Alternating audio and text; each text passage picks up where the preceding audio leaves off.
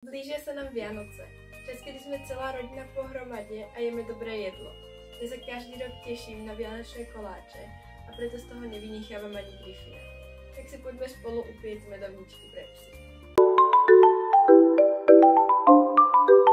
Budeme potrebovať ovsené vločky, škoricu, med, tuniaka vo vlastnej šťave a jedno vajíčko. Ako prvé si rozmixujeme ovsené vločky a tým nám vznikne niečo ako múka. K ovseným vločkám pridáme 1 čajovú lyžičku škorice. Tuniaka si vidličkou popučíme na čo najmenšie kúsky. A pridáme ho k sypkým surovinám. Pridáme 1 alebo 2 čajové lyžičky medu.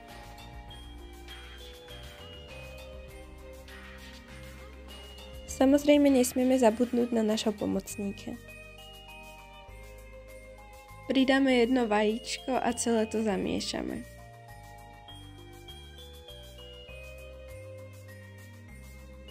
Mne sa cesto príliš lepilo, takže som tam pridala ešte trochu ovsených vločiek.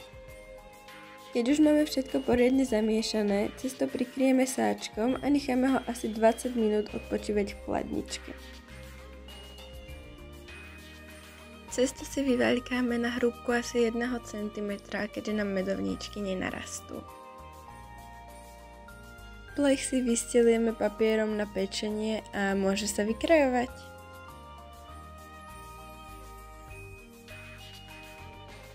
Hrúbu si predhrejeme na 180 stupňov a pečieme asi 10 minút. A tu sú medovničky už hotové. Necháme ich chvíľu vychladnúť a potom ich uložíme do nádobky, kde ich budeme skladovať. Ideálne je, ak sa nádoba bude dať zatvárať, aby nám medovničky neobschli. No a to je už pre toto video všetko. Môžete nám do komentárov napísať, či ste tento recept vyskúšali a ak áno, tak či vášmu psíkovi chutilo. A my sa vidíme už pri nejakom ďalšom videu. Zatiaľ ahoj!